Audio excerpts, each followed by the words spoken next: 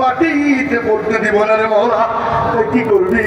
জমিনে চিত হইয়া শুইয়া কাটা তুই হাত দিয়া বুকের উপরে ঝান্ডা দাঁড় করাইয়া কাটা তুই হাত দিয়ে চাপ দিয়ে ধরে আর কয় মওলা তুমি নেই তো, তোমার নাম আমি মাটিতে পড়তে দেব না রে মওলা।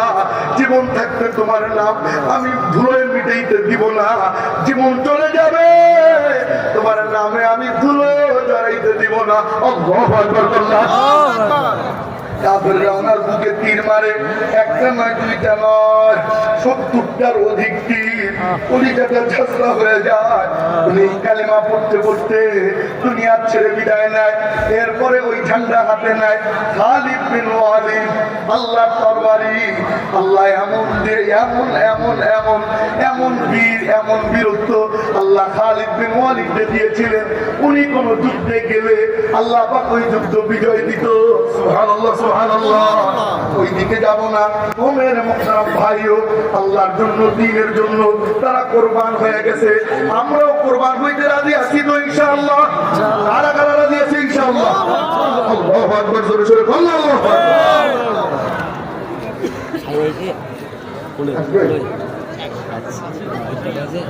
দেখা হয় নাই।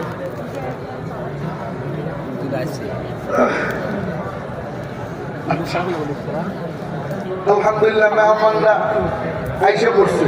আলহামদুলিল্লাহ বলেন। আলহামদুলিল্লাহ। আরো করে আলহামদুলিল্লাহ। মেহমানরা আসা এটা মাহফিল কবুলিয়াতের একটা মানে নিদর্শন, এটাও একটা নিদর্শন। ও মেয়ের মুহতারাম ভাইও, আজ আমি আর বয়ান লম্বা করবো না, যেহেতু ওলামা একরাম এসে গেছেন। আমি আমার বয়ান সংক্ষিপ্ত করে এই পর্যন্ত রাখলাম। তবে যা বললাম আর শুনলাম মনে থাকবেন ইনশাআল্লাহ। কয়বার যেন আঙ্গুল উঁচু করেন, এইটা বলা যাবে না। কয়বার? আর একটু জোরে, সুরে সুরে তাল মিলাইয়া কয়বার মনে থাকবে ইনশাআল্লাহ। আচ্ছা তো মেরে মুহতারাম ভাই, এত বড় আয়োজন, এই আয়োজনে অনেক খরচ। এই খরচের মধ্যে আমরা সবাই শরীক হওয়ার জন্য রাজি আছি ইনশাআল্লাহ। এই জামতলা মাদ্রাসা এর থেকে যারা ফারায়েক হইয়া, যারা আলেম হইয়া, হাফেজ হইয়া আজকে কতজন পাগড়ি নিবে? 80 জন। সুবহানাল্লাহ কবেন? 80 জন ছাত্র পাগড়ি নিবে। এই 80 জন যদি জান্নাতে যায়, আপনার নিয়ে যাবে না ছুঁয়ে যাবে?